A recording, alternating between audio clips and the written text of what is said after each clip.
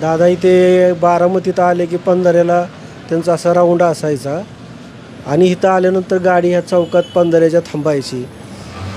असे सगळ्यांना भेटून जायचे, गाडीतून हात जोडायचे, कधी कधी गाडीतून उतरायचे, हातात हात द्यायचे. आता दादा गेल्यापासून अजून आज 5-6 दिवस झाले तरी दादांची आठवण काय आमच्या मनातून जात नाही. रात्रीची जरी झोप आली तरी दादा समोर दिसतात. इमोशनल होतं, झोप सकाळी येत नाही. खूप दादाच्या आठवणी येतात.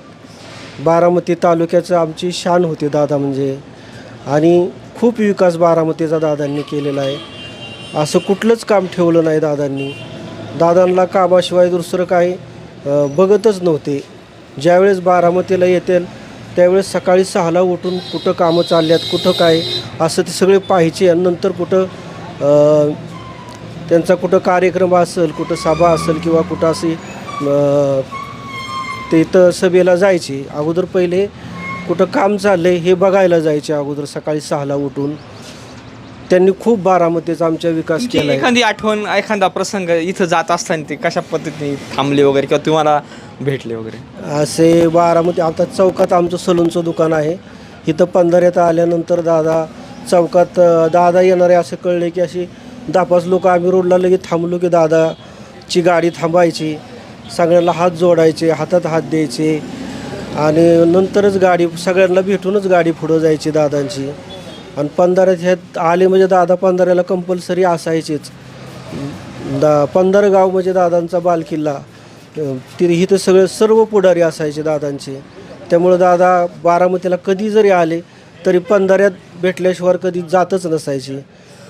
पंधरगाव हा म्हणजे दादांचा बालकिल्ला होता. दादांना अगदी सुरक्षा रक्षक पण कधी कधी नसा, म्हणजे इकडे शक्यतो नसं, ते वैयक्तिक स्वतःहून इथं भेटायचे? नाही, इथं त्यांना सुरक्षा रक्षक अजिबात नसायचे. दादा कधी कधी असे एकटेही यायचे भेटायला. कोणाचं काय असं झालं, दुःखद घटना झाली, काय झाली तरी दादा येऊन त्या घरी जाऊन भेटायचे, त्यांची मुलाखत घ्यायचे. त्यावेळेस दादा एकटेच असायचे, कोणी संरक्षण ही काय कुणी नसायचे. दादाची गाडी कधी कधी एकटीच असायची. त्यांना म्हणजे दादा म्हणजे असं घरातलं माणूस असल्यागत वाटायचं.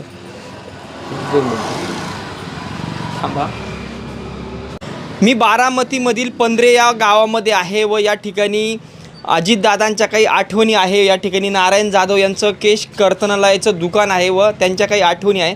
दादा खूप खूप स्वागत आहे तुमचं.